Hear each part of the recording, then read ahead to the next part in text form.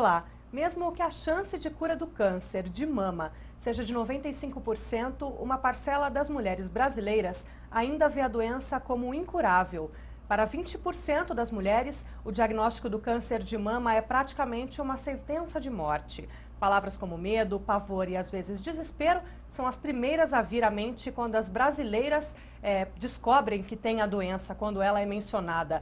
Mas desmistificar o câncer e apoiar as vítimas, estimulando também o diagnóstico precoce, são as principais missões do movimento Campinas Rosa. O trabalho começou há aproximadamente 8 anos e hoje a gente vai conhecer como esse grupo de amigos percebeu a necessidade de ajudar pacientes e como todo esse trabalho é feito. Para isso, estão no nosso programa Espaço Aberto de hoje os presidentes do movimento José Carlos Torres, a Maria Ângela Góes Monteiro e a coordenadora de voluntários Cíntia Marques. Gente, obrigada pela presença. Obrigada. Eu começo, acho que pode ser com o doutor. O senhor é mastologista, né, doutor Torres? A gente sabe que descobrir a doença não é mesmo um atestado de óbito, mas muitas mulheres assustam muito quando descobrem que tem o câncer de mama. Eu tenho a impressão de que há uns 10 anos atrás, quando a gente ouvia a palavra câncer, ela não assustava tanto. Ela assustava mais do que assusta hoje, mas eu imagino que para quem recebe o diagnóstico, o termo ainda assuste. Essas são as reações que as mulheres têm quando descobrem que tem o câncer de mama? Exatamente, Rafaela. Na verdade, esse é o grande inimigo da mulher. A gente sabe que mesmo nas regiões brasileiras, onde há uma cobertura adequada de mamografia, o suficiente para fazer mamografia de todas as mulheres daquela região, nós temos um absenteísmo aí em torno de quase 30% em boa parte delas. E isso se deve principalmente ao medo. É aquela ideia de quem procura acha. Então, por isso que uma das principais missões hoje da nossa ONG é esse. Aliás, é o motivo do Outubro Rosa no mundo inteiro. O motivo dessa campanha é justamente conscientizar as mulheres de que procurar fazer o exame de rastreamento, procurar o médico, procurar ter uma atitude preventiva em relação à sua vida, faz com que reduza o risco de morte. Essas estatísticas que você deu uma realidade. A gente sabe que no Brasil 57 mil casos novos de câncer de mama foram diagnosticados em 2014 e que um percentual significativo deles ainda é estágio avançado. E poderia, boa parte deles, ser no estágio inicial, quando a cura é 95%. Já no estágio avançado, infelizmente, a taxa de cura cai muito. Então, a nossa principal missão, uma das principais missões dessa ONG, é justamente difundir a ideia de que enfrentar o câncer, perder o medo de que o câncer é aquele inimigo, aquela ideia de quem procura acha, na verdade, acha. E o objetivo é achar no início, porque no início o câncer não é um inimigo tão feroz assim. A gente consegue curá-lo e com um percentual, como você citou, de acima de 90% de cura. A gente pode dizer, então, que não existe uma prevenção. O que existe é você diagnosticar o mais cedo possível para ter mais chance de cura, é isso? Exatamente. Na verdade é o seguinte, em medicina tem 2 tipos de prevenção. A que a gente chama primária, que é diagnosticar o câncer antes que ele apareça, e a segunda é outro tipo de prevenção, a prevenção secundária, que é fazer o diagnóstico precoce, essa que você acabou de citar. A prevenção primária, ainda, embora exista para grupos específicos de pessoas, por exemplo, a mastectomia profilática, tirar a mama preventivamente. Isso é para mulheres que têm um histórico familiar muito forte e que têm aquele exame sanguíneo positivo. Mas com exceção desses grupos, que são grupos muito específicos e pequenos de mulheres, a maioria delas o que nós temos a oferecer é a prevenção secundária, ou seja, o diagnóstico precoce. É fazer a mamografia, é perder o medo de fazer o exame, isso é fundamental. Agora, um tempo atrás a gente discutia o autoexame. Ele foi considerado por muito tempo como uma ajuda válida de forma de prevenção. Depois de um tempo para cá, houve uma discussão e que o autoexame, que o exame de toque, ele não serviria para diagnosticar. Afinal de contas, a mulher deve ou não fazer autoexame e se autoavaliar durante a sua rotina para perceber possíveis diferenças no seu corpo e desconfiar que alguma coisa errada está acontecendo. Isso ainda é válido ou não é? Excelente colocação. Aliás, isso é importantíssimo a gente esclarecer. Algum tempo atrás saiu um trabalho que foi publicado e foi estampado aí nas principais revistas do mundo, uma notícia como o autoexame não serve para nada, porque esse trabalho mostrou que o autoexame não conseguia reduzir a mortalidade. O que quer dizer isso? Quando a gente fala em prevenção, a gente quer fazer um diagnóstico bem precoce a ponto de interferir na mortalidade. Se o número X de mulheres morreriam de câncer de mama, um número muito menor passam a morrer de câncer de mama por interferir na mortalidade. E de fato esse trabalho mostrou que o autoexame não interfere na mortalidade. Porém, ele é importantíssimo ser estimulado. Por quê? Hoje nós temos um conceito mais amplo que chama autocuidado. Nós sabemos que aquela mulher que faz o autoexame, que conhece o seu próprio corpo, é aquela mulher que está mais antenada, mais preocupada. É essa mulher que geralmente busca o médico para qualquer mudançazinha. E essa ideia de conhecer o seu corpo, buscar o seu médico com qualquer mudança é uma ideia extremamente salutar. Então, embora o autoexame não tenha um impacto na mortalidade, para isso cabe a mamografia, a gente estimula que a mulher conheça o seu corpo e faça, sim, esse autocuidado consigo mesma. Quem faz o pedido do exame, o exame preventivo do câncer de mama é a ginecologista. Exatamente. Então, é essencial que a mulher mantenha a sua frequência anual de visita à ginecologista, porque esse é o primeiro passo para prevenir outras doenças, além do câncer de mama. Exatamente, disse tudo. É prevenir outras doenças além do câncer de mama. Cíntia, você além de coordenadora de voluntariado do Movimento Campinas Rosa, também já passou pela experiência de ter tido câncer de mama. Como foi para você? Você fazia esse autoexame, foi diagnosticada já com tempo avançado? Como que a gente está falando da questão da prevenção e do quanto é importante se autoexaminar e fazer o exame anual da mama? Para você, como foi entrar nesse meio, ser diagnosticada e você hoje percebe a importância de fazer o exame? Como foi tudo isso para você? Para mim foi assim, Rafaela. Eu, na verdade, estava entrando num ritmo de trabalho intenso e alucinante. Então, eu não fazia, sou reconfessa, eu não fazia periodicamente minhas visitas. Já fazia 3 anos que eu não ia na ginecologista, que parecia ser 1 ano só. Então, a gente tem que tomar muito cuidado com isso.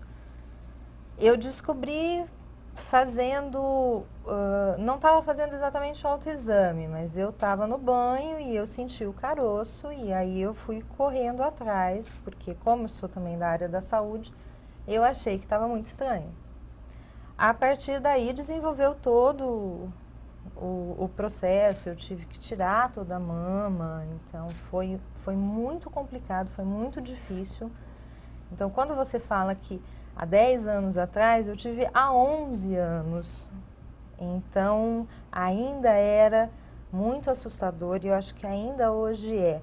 Mas a nossa função na ONG, junto com as voluntárias, junto com o Dr. Torres, com a Ângela, é realmente fazer com que as mulheres percebam, olha, elas não estão sós, tem muita gente que já passou por isso, tem muita gente passando e a gente junto consegue vencer. É possível vencer o câncer, é possível você retomar a sua vida, é possível você voltar a ser exatamente o que era e às vezes até esquecer. Por vezes a gente até esquece que teve, apesar de ser difícil a gente esquecer. Ainda mais trabalhando numa ONG que ajuda pacientes. Mas... Então, mas o trabalhar na ONG é muito satisfatório, te dá uma saúde muito grande, quando você consegue ajudar outras mulheres, ajudar a família também, porque nesse momento envolve tudo, né? Não é só a paciente, a gente também tem uma preocupação com o entorno dela, com a rede de apoio que se forma em torno dela. Não só pensando em você, mas pensando hoje no grupo que vocês atendem como ONG. Quais são as maiores crises que as mulheres enfrentam ao receber o diagnóstico do câncer de mama? A autoestima é a mais difícil? Saber que a mama pode correr o risco de ser retirada é o mais difícil? Qual é a parte mais difícil do processo? Olha, isso é muito singular, né? Tem algumas mulheres que se revoltam, tem algumas que se preocupam, vai cair meu cabelo, outras eu vou ficar sem o seio, como é que vai ser isso? Então, na ONG a gente tenta acalmá-las, assim, é uma coisa de cada vez. Quem vai poder orientá-las melhor sempre vai ser o médico, né? O que a gente percebe é isso, é um medo de... Algumas têm muito medo de morrer, porque ainda tem esse estigma de que a doença mata, mas ela mata se a gente deixar ela crescer dentro da gente. Então, a prevenção que a gente prega é justamente para a gente ter uma sobrevida cada vez maior. Mas o medo de morrer, eu acho que é o que mais pega. Doutor Torres, a Cíntia, quando descobriu que foi diagnosticada com o câncer de mama, ela disse que já tinha um caroço um pouco de tamanho grande no seio. Quando a gente fala do autoexame, no caso dela, quando ela descobriu o tamanho do caroço, sentindo ele, ela já descobriu que estava no estágio avançado. Isso significa que parte daquela discussão que a gente começou falando que o autoexame não serve como prevenção é porque a mulher, quando sente o caroço, é porque ele já está em estágio avançado. É possível ela perceber no autoexame que já tem alguma coisa errada, ainda em estágio inicial? Então, é bem colocado isso. Via de regra, quando um nódulo é palpável, em geral ele tem mais de 2 centímetros. Boa parte das vezes, em média, mais de 3 centímetros, inclusive. E não é, logicamente, o que nós desejamos. A gente sabe que o câncer de mama da mulher na pós-menopausa, ele demora, em média, 10 anos para ficar com 1 centímetro. E nesses 10 anos, a gente consegue diagnosticá-lo com 2 milímetros, 3, 4, 5. A gente quer diagnosticá-lo o mais precoce possível. E por isso, o autoexame não é um exame de screening. Ele, na verdade, é um exame para a mulher conhecer o seu corpo e estar antenada com o seu corpo. Eventualmente, alguns nódulos são superficiais. E quando eles são superficiais, fica mais fácil de diagnosticar. E pode, num caso pontual ou outro, a mulher conseguir diagnosticar até um câncer mais inicial, por ser um nódulo muito superficial e ela está conhecendo a sua mama. Mas não é essa a função principal do autoexame. Maria Ângela, como que funciona na prática a atividade do Movimento Campinas Rosa? Vocês acompanham as pacientes durante o tratamento? Tem uma conversa, um diálogo em grupo? Como que funciona exatamente esse apoio que vocês dão? Então, né, Rafaela, o apoio, para falar a verdade, ele tem a eficácia quando ele é aceito e solicitado. Então, ele não pode ser imposto. A gente trabalha de 2 formas. Ou eu recebo o telefone das pessoas e os outros acolhedores que gostariam de conversar, ou então elas nos procuram diretamente pelo telefone da ONG. Agora tem a questão do Facebook, então de vez em quando entra alguém pelo Facebook solicitando apoio. E a gente entra em contato e geralmente o primeiro contato é por telefone. E a maior parte das vezes é uma conversa longa, né? Que a pessoa consegue falar bastante sobre a vida, sobre as preocupações. A gente consegue esclarecer algumas coisas, né? Tem que ter um preparo antes para isso. E o prosseguimento disso vai depender muito de cada uma. Por exemplo, se você tem uma família que é bem estruturada, que a pessoa é bem acolhida dentro da família, ela dificilmente lança o recurso de nos procurar inúmeras vezes, tá? Quando ainda está perdido, está havendo necessidade de diálogo com o marido, uma preocupação muito grande, para falar a verdade, foi uma das minhas grandes motivações, é quando nós somos mães de adolescentes ou de crianças menores. E aí não é o medo da morte, não é o medo do perder o cabelo, é o medo de não poder fazer mais nada por aquelas pessoas. Então, é assim, óbvio que o mais nada tem uma relação com a morte, mas é como se de repente aquela coisa que toda mãe faz, do cuidado, do levado, não sei o quê, ela tem que pedir ajuda, ela não sabe se ela vai continuar. Então, quando elas têm filhos, a maior parte das vezes a conversa gira ao redor disso. Como é que eu vou reestruturar? Vai reestruturar, pedindo ajuda, olhando as pessoas que podem te acolher. Então, é assim, o prosseguimento da conversa, ela depende muito da necessidade da pessoa que conversou com a gente. Então, tem algumas que ligam várias vezes e qualquer coisa perguntam, tem outras que ficam muito amigas, é engraçadinho até, liga e pergunta, fala, eu fui no doutor, ele falou tal coisa, então você vai comemorando junto com elas. Tá? E tem algumas que pedem apoio para quimioterapia e daí são, né, outros acolhedores que têm essa possibilidade no cotidiano. Né? E as famílias dessas mulheres, como reagem? Acho que mais os maridos, né? Acho que dependendo da idade dos filhos ainda é cedo para acompanhar. Acho que mais os filhos adolescentes e os maridos. Como é para eles saber que a mulher está com câncer? Esse é um diagnóstico, eu acho que qualquer diagnóstico de uma doença que é grave e que se cronifica, ele causa uma desestabilidade do local que você está, né? Primeiro que as pessoas muitas vezes não sabem como conversar sobre isso, né? Algumas vezes é muito interessante, elas referem-se a uma conversa irritante. calma, Deus vai ajudar, calma, calma. Uma vez eu estava até num shopping, né, era um sábado de tarde, e me liga uma, chorando aos prantos, calma, eu não aguento mais as pessoas ouvirem, calma, calma, e elas falam, calma, mais calma do que eu estou tendo, Ângela. Eu falo, então, eu sei, mas às vezes é o único recurso que as pessoas têm para falar para o outro. Não tem muito o que dizer para uma pessoa que está diagnosticada com qualquer tipo de doença, Isso. né? Então, assim, esse tipo de situação acontece bastante dentro das famílias. As mulheres ficam muito irritadas, muito intolerantes durante o período de elaboração da doença, de andar atrás de exame. Porque é uma coisa insana, Rafaela, assim. Você começa com a biópsia e a partir daí, todo dia, você tem uma novidade nova. Então, assim, o seu horário que ele tinha para ser uma organização, ele vira totalmente desorganizado. E isso causa uma irritação em todo mundo. Então, a hora que elas conseguem falar sobre isso, a hora que elas conseguem compreender que a irritação delas tem um motivo, que é um motivo que vai resolver e que consegue falar o que quer para o outro, o que quer do outro, isso facilita demais. Não fica com aquelas indiretinhas, sabe? Aquela coisa que não ajuda. Você tem que falar objetivamente. Eu preciso que alguém leve o meu filho de 5 anos no balé, na natação. Eu preciso de alguém que vá no supermercado para mim. É mais uma ajuda prática do que um consolo, né? É uma ajuda prática. Doutor, em 2014, o número de mamografias aumentou com relação aos últimos anos. Como que está o número em nível nacional, para a gente começar?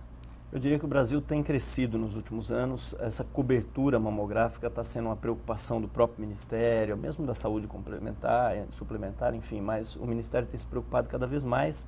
E essas campanhas conscientizadoras têm trazido cada vez mais a mulher a procurar o médico com o intuito de fazer essa prevenção. Então a cobertura está aumentando, tem aumentado nos últimos anos, e isso anima muito a gente, porque a taxa de diagnóstico precoce tem crescido numa curva crescente, vamos dizer assim. É o que a gente realmente busca. Está longe ainda do que a gente gostaria como índice de excelência, vamos dizer assim, diagnóstico precoce. Mas nós estamos num caminho muito bom no sentido de que tem sido crescente. Em Campinas, recentemente o secretário de Saúde, Carmo de Souza, esteve aqui na Câmara para uma audiência pública, uma prestação de contas da saúde. E ele afirmou que em Campinas os exames de mamografia estão muito aquém ou abaixo do esperado. E revelou que a estimativa da prefeitura é que, em média, estejam sendo feitos 2.100 mamografias por mês. Numa população do tamanho de Campinas, da região metropolitana, é muito pouco, 2.100 exames de mamografia por mês, não é? Exatamente. Aliás, isso é um dos grandes motivos da gente aproveitar essas campanhas de conscientização e chamar mesmo as mulheres a se prevenir cada vez mais. A gente percebe que em Campinas, onde há uma boa cobertura de mamografia, esse absenteísmo é alto. As mulheres não têm buscado...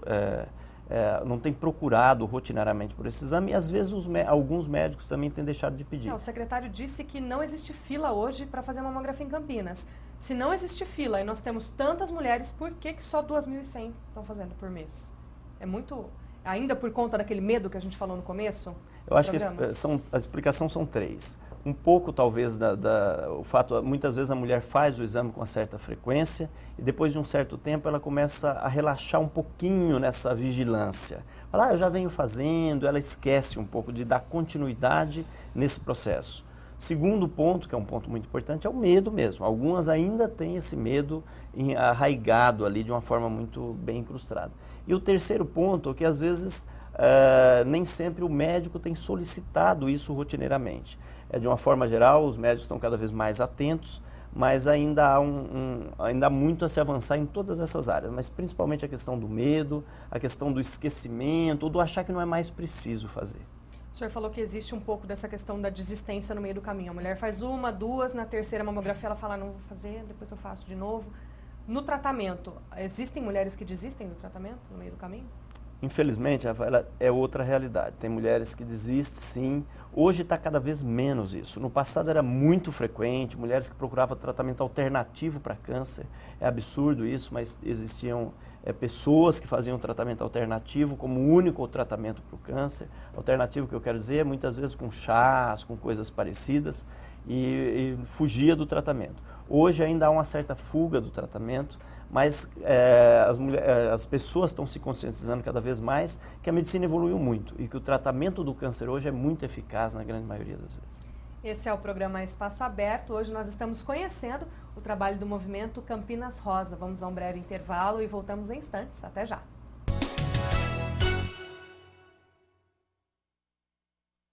Você fica constrangido quando encontra uma pessoa com deficiência? Então, está na hora de mudar. Deficiência não é doença e essas dicas são para você. Ao encontrar uma pessoa cega, toque em seu braço e se apresente antes de começar a conversa. Para caminhar, coloque a mão da pessoa cega no seu ombro ou no cotovelo dobrado. Deixe que ela acompanhe o seu corpo e avise com antecedência sobre a existência de barreiras. Nunca faça carinho ou dê alimentos ao cão-guia. Ele está trabalhando para o cego e não pode ser distraído. O cão-guia também pode entrar em qualquer ambiente público. É um direito garantido por lei. Cidadania é saber conviver com as diferenças.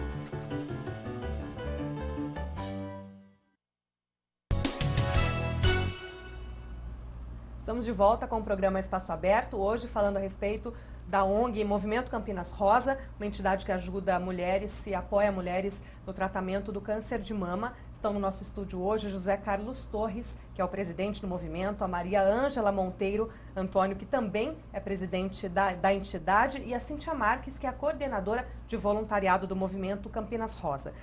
Doutor Torres, a gente falou muito da questão emocional no bloco anterior. A gente ouviu muitos mitos por aí, dizendo que o câncer pode ser fruto de um problema emocional. Ah, minha tia odiava a irmã dela por 40 anos e desenvolveu... A gente já ouviu coisas absurdas a respeito...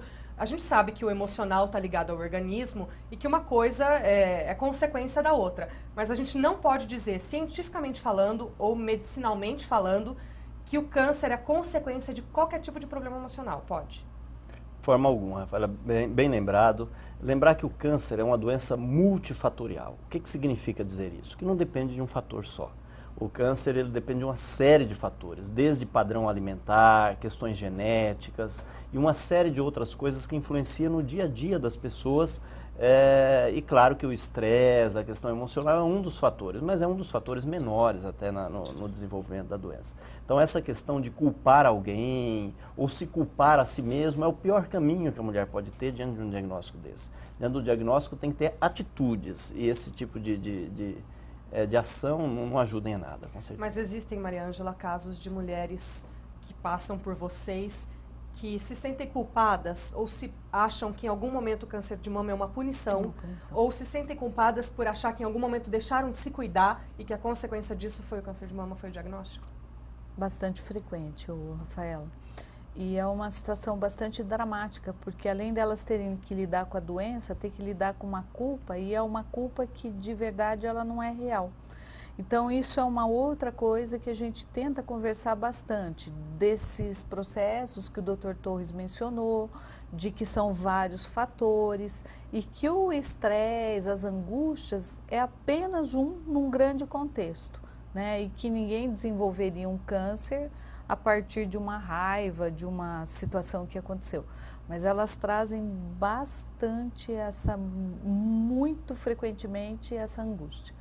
Né, de que elas são culpadas do próprio adoecimento e né, é uma situação bem presente. E aí também não deixa de ser papel de vocês entrar nesse momento e dizer não. Isso, não, então, e ajudar a pessoa a pensar e a racionalizar um pouco essas emoções, né? E com explicações que às vezes são técnicas mesmo, né? Como é que responde o sistema emocional, como é que responde o sistema de defesa, né? Eu acho que uma das coisas que há muito tempo eu venho pensando sobre isso é que o grande problema não é o câncer em si, é a vida que pulsa ao redor dele, no qual ele não consegue, entendeu? Então é assim, é como se de repente a gente quisesse falar assim, olha, eu vou me tratar, vou sofrer, vou chorar e depois eu volto. E não é. As coisas acontecem todas Nem dá juntas. tempo de você né? sofrer. Morre pai, morre mãe, morre a filha, morre não sei o quê, acontece um acidente, do mesmo jeito que acontece uma coisa boa. Então, assim, é como se de repente, naquele instante, a gente quisesse fazer um recorte.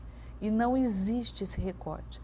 A vida continua, o rádio toca a mesma música, existe o mesmo programa, é tudo do mesmo jeito. E eu acho que esse entendimento ajuda bastante, entendeu? Você falar, não, agora quem tem que parar sou eu, não é a vida que vai parar, sou eu que vou andar um pouquinho mais lento, né? Agora, falando um pouco de parte do tratamento, doutor, a gente falando de reconstrução, em que casos específicos a mulher precisa retirar parte ou completamente a mama depois de diagnosticada com câncer de mama? Isso é muito importante. Aliás, é importante a mulher saber que a gente sabe que a mama, além da questão da função da amamentação, tem uma questão corporal para a mulher muito grande, da autoimagem. Isso é muito importante e a gente se preocupa muito com isso. Hoje em dia existe a cirurgia conservadora para o câncer de mama, que significa tirar uma parte da mama. A gente chama isso de quadrantectomia. Muitas vezes é desnecessário tirar a mama toda. E quando é necessário tirar a mama toda, a gente tem a reconstrução mamária imediata, que é possível ser oferecido para a paciente, a possibilidade dela já sair daquela cirurgia, daquele tratamento, com a mama reconstruída. Alguns casos específicos em que não é possível reconstruir no mesmo ato, por contraindicações ou qualquer outro motivo, é possível reconstruir tardiamente, ou seja, depois de 6 meses, 1 ano, é possível fazer a mesma cirurgia e a mulher ter a reconstrução. Isso é muito importante, independente do tipo de cirurgia, se ela vai ser conservadora ou se ela vai ser a mastectomia, hoje é possível oferecer o que nós chamamos de oncoplástica, que é possibilitar à paciente uma maneira de reconstruir e de refazer essa autoestima, para evitar uma mutilação, vamos dizer assim, mais grave no corpo dessa mulher. Agora, vale lembrar também, né, doutor, que o governo, a rede pública de saúde, garante para a mulher que está em tratamento, diagnosticada com câncer de mama, garante a reconstrução, se com saúde imediata, se necessário esperar tardia, mas garante que a mulher tenha direito à reconstrução quando diagnosticada pela rede pública também. Né? Sim, existe essa garantia. Sem dúvida. Hoje isso já é lei. Isso já é lei, uma lei inclusive federal, é conhecida, foi bem divulgado isso. E hoje todo mundo, todas as mulheres que é submetida a esse tipo de procedimento, têm o direito de buscar saber diante do seu médico a possibilidade de reconstrução. Claro que tem aqueles casos específicos que é contraindicado, às vezes uma reconstrução imediata por questões clínicas, mas hoje é possível se oferecer à grande maioria dessas mulheres a possibilidade de reconstruir. Cíntia, para você que lida direto com pacientes no voluntariado e que já passou pela experiência de ter tido câncer de mama, existe, verdade ou mito, que você só se sente 100% curada e refeita, reestabelecida da sua saúde quando você faz a reconstrução e coloca a prótese? Eu acredito que sim, porque no meu caso foi exatamente, eu fui uma das exceções, eu não pude fazer a reconstrução imediata. Eu retirei toda a mama e fui só reconstruir depois de 1 ano, 1 mês e 15 dias, né? Porque a gente conta. Que realmente é a hora que você se sente de novo inteira. Porque, de uma certa maneira, te tiraram um pedaço.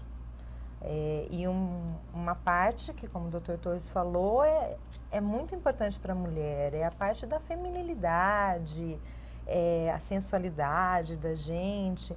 Então, é lógico que, em primeira instância, eu acho que a gente tem que pensar na cura e no que é necessário para se curar. Então, vai ter que retirar toda a mama para diminuir a probabilidade de uma recidiva? Então, vamos.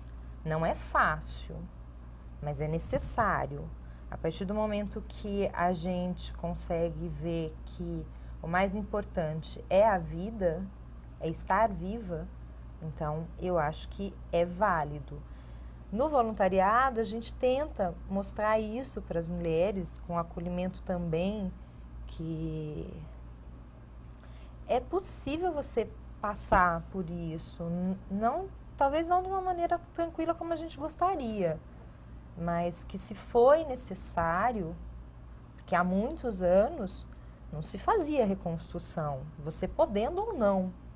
Então a mulher muitas vezes, acho que no tempo das minhas avós, se faziam cirurgia ou não faziam, acabavam morrendo por conta disso. E hoje a gente não precisa mais morrer por conta disso. Doutor, e os casos de reincidência são muitos? Depende muito do estadiamento, por isso que a gente estimula muito o diagnóstico mais precoce possível. A recorrência, que a gente chama em medicina, ou recidiva, ela ocorre mais nos estágios mais avançados. Então, quanto mais avançado o tumor, maior a chance de recorrência. Quanto mais inicial, menor a chance de recorrência. Ainda, infelizmente, existe uma taxa muito alta de recidiva, porque ainda tem muito diagnóstico mais avançado, de tumores mais avançados. E a gente pode chegar a uma conclusão, não do programa, mas desse ponto de que não tem outra solução a não ser insistir que a mamografia seja feita do jeito que tem que ser. Exatamente. Anualmente, é isso? Anualmente, para as mulheres acima dos 40 anos, podemos combinar que deve sempre procurar o seu médico, e na maioria dos casos nós vamos indicar uma vez por ano uma mamografia, e isso é bom frisar, Rafaela, vale a pena lembrar que isso para muitas mulheres pode ser a diferença entre viver e morrer, então é muito importante. Agora, a gente sabe que uma ONG que é voltada para ajuda ao câncer de mama, como a de vocês, desenvolve atividades extensas ao longo do ano todo. Mas como a gente tem um mês Outubro Rosa, que é dedicado para a discussão voltada ao câncer de mama, quais foram, Maria Ângela, as ações pontuais que vocês realizaram nesse mês de outubro aqui em Campinas? Então, a gente fez um encontro de pacientes que foi muito bacana, assim, muito produtivo, muito lúdico, que foi no primeiro sábado de outubro, que foi a abertura para a gente. Nós fizemos várias palestras, que eu não me lembro o número, em algumas chamadas por empresas mesmo, que isso eu acho que é o grande avanço, né? Você ter uma empresa que está preocupada com as pessoas que trabalham lá e que promove educação em saúde, né? Então, a gente trabalhou junto com o Dalben, no aeroporto, nós fomos com um grupo de uma igreja quadrangular. Então, fizemos várias palestras ao longo desse mês, alguns acolhimentos. Esse mês diminuiu um pouquinho os acolhimentos, mas um pouco até em função da gente estar disperso em outras atividades. E nós fizemos uma parceria que foi interessante, que foi com o pessoal que elabora a Quinta Volta da Unicamp. A Quinta Volta da Unicamp é uma corrida e uma caminhada de 5 e 10 quilômetros, que já tem 5 anos e que eles têm uma proposta um pouco diferente, que é de trabalhar, além da atividade física, as questões referentes à saúde, à sustentabilidade. E a gente conseguiu um contato, eles nos acolheram prontamente e a gente acabou entrando e levando para dentro. O Dr. Torres fez uma palestra dentro do projeto deles. Então, assim, esse vai ser um projeto de continuidade. Dentro da universidade tem muitos funcionários, tanto os homens quanto mulheres, né? E aí algumas ações pontuais, alguns salões de beleza, algumas conversas um pouco menores, tá? Mas nós trabalhamos bastante na questão da educação e saúde.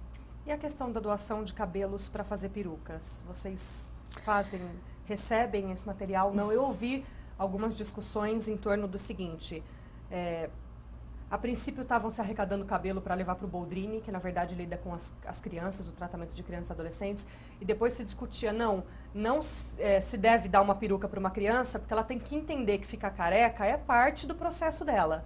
Então houve um pouco dessa questão da discussão. Afinal de contas, para vocês que estão na lida do paciente diagnosticado com câncer, é indicado ou não que se use peruca?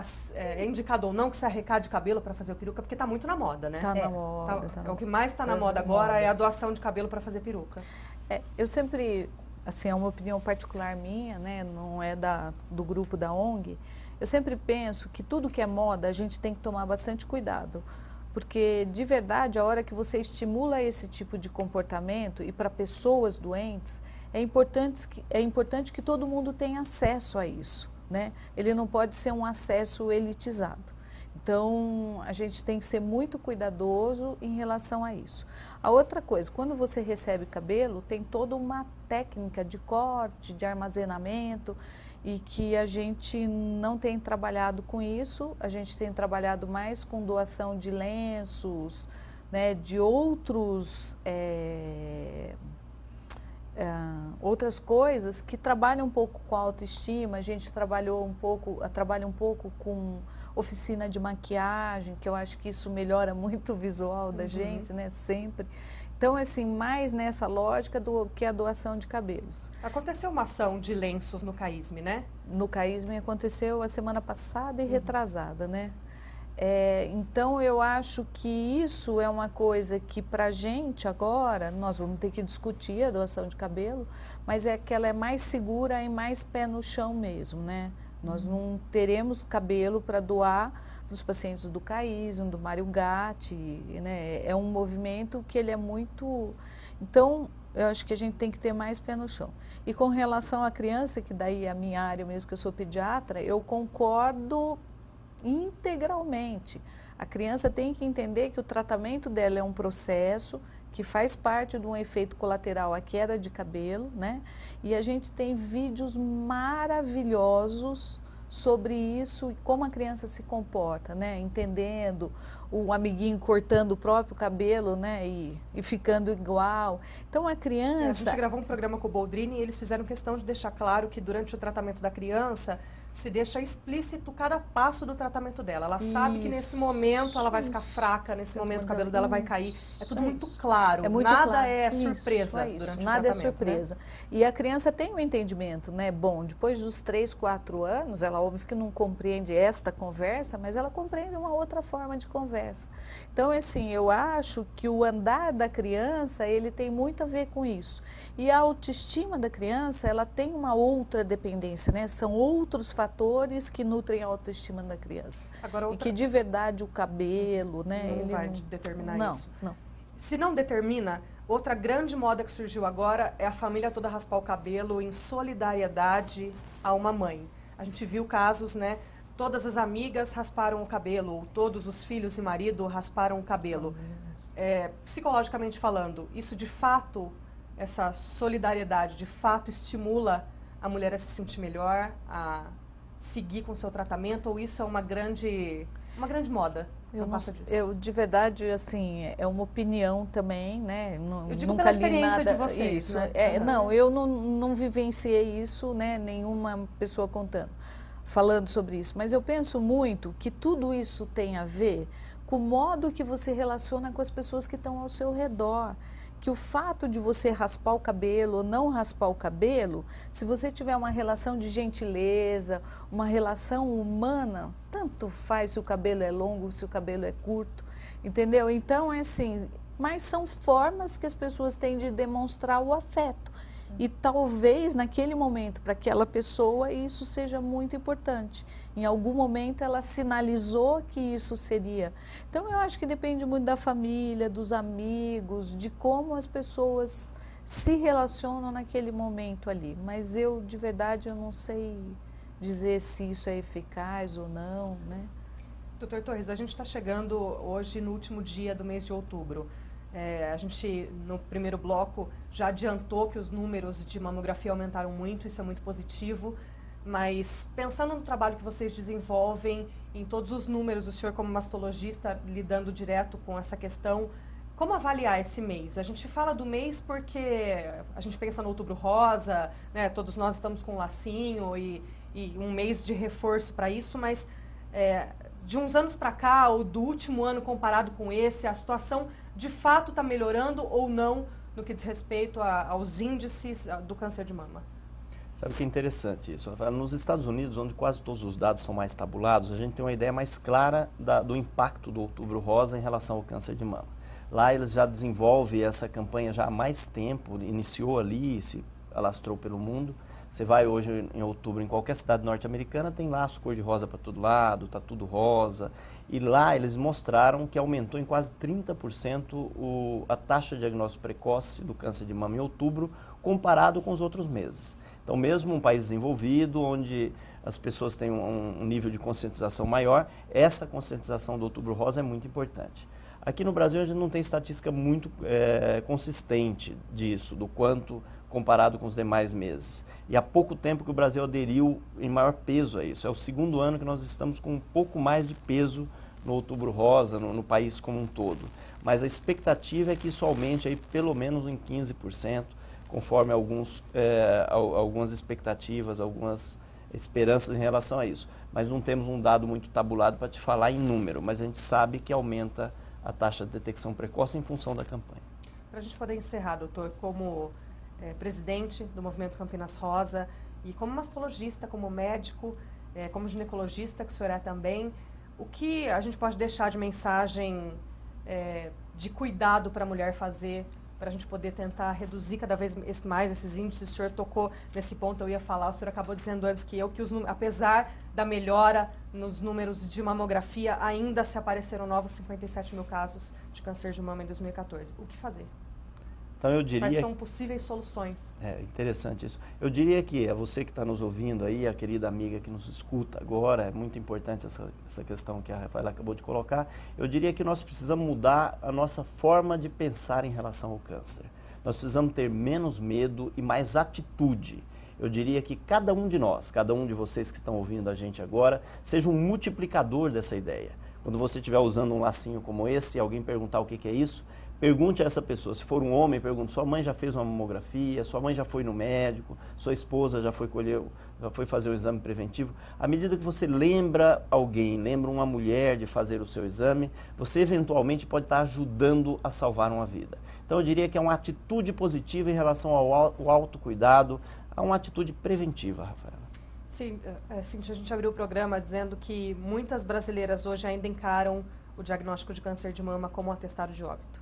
E a gente viu pela superação do seu diagnóstico quando soube que tinha o câncer de mama e do trabalho todo de voluntariado e de apoio que vocês dão através do Movimento Campinas Rosa. A gente valoriza mais a vida quando supera um câncer? Com certeza. Eu sempre falo que os valores não mudam, mas a prioridade sim. A prioridade muda e muda muito. A gente começa a valorizar cada minuto, a viver um dia de cada vez. Não dá para ficar prevendo, fazendo hipóteses. Será que vai acontecer isso, que vai acontecer... Não, é um dia de cada vez. Viva muito bem. Eu sempre falo que quando eu acordo todo dia, eu agradeço o dia que eu vou ter. Porque eu acordei e eu vou ter. E o que vier desse dia, que ele venha e que eu retire todas as coisas boas, fique só com as coisas boas dele. Apesar de poder estar vivendo um momento não tão bom, durante todo o tratamento foi assim que eu tentei encarar. E foi essa força que eu tive para vencer e para ajudar todos que estavam à minha volta. Eu era muito nova, isso também acho que é importante a gente falar, que a idade tem diminuído, né, doutor Torres? Então, a gente tem que ficar atenta. Eu não tinha histórico na família, então, mesmo assim, eu acho que mesmo sem histórico, a mulher deve procurar, sim. Vamos fazer a prevenção e espalhar essa ideia, sempre. Maria Ângela, a gente conclui esse programa insistindo na questão da prevenção, insistindo que a mulher faça a mamografia com a frequência devida, mas para quem está nos assistindo, já foi diagnosticada com câncer de mama ou tem alguém próximo diagnosticado, buscando a ajuda do Movimento Campinas Rosa, o que essa pessoa vai encontrar? Então, eu acho que vai encontrar pessoas humanas que vão tentar ajudá-la a entender e passar esse processo com um pouco mais de tranquilidade. E de dignidade? Um pouco mais de dignidade, esperança, reforçando os direitos. A gente tem trabalhado muito nessa lógica, entendeu? Assim, de que você se sinta confortável a cada dia, como a Cíntia falou. Vai ter sofrimento, não tem jeito, mas várias coisas da vida nos fazem sofrer. Não é só isso. A gente tem que compreender que a gente tem que buscar a saída e não ficar almejando lá na frente. Olha o que a gente tem agora. Agora nós temos isso. Então vamos para o seguinte, vamos para o seguinte. Então é isso que ela vai encontrar, pessoas humanas, interessadas em que a gente se sinta bem, confortável, mesmo dentro de um estado que não é tão agradável, que é o tratamento de uma doença grave. Esse é o programa Espaço Aberto. Eu conversei com a Maria Ângela Góes Monteiro, que é a presidente do Movimento Campinas Rosa, também com outro presidente, que é o José Carlos Torres, e com a coordenadora de voluntariado, Cíntia Marques. Você que está nos assistindo, já foi diagnosticada ou diagnosticado, porque os homens também têm câncer de mama, com a doença, pode buscar ajuda através do site www.movimentocampinasrosa.com.br ou também através do telefone 19 3212 0421. Dr. Torres, obrigada pela presença. Obrigada pelos esclarecimentos. Cíntia, obrigada por ter dividido com a gente a sua experiência e como lidar com os voluntários. Obrigada, Maria. Obrigada, Rafaela. Obrigado vocês pela oportunidade. Esse é o programa Espaço Aberto. Nós ficamos por aqui. Até o próximo.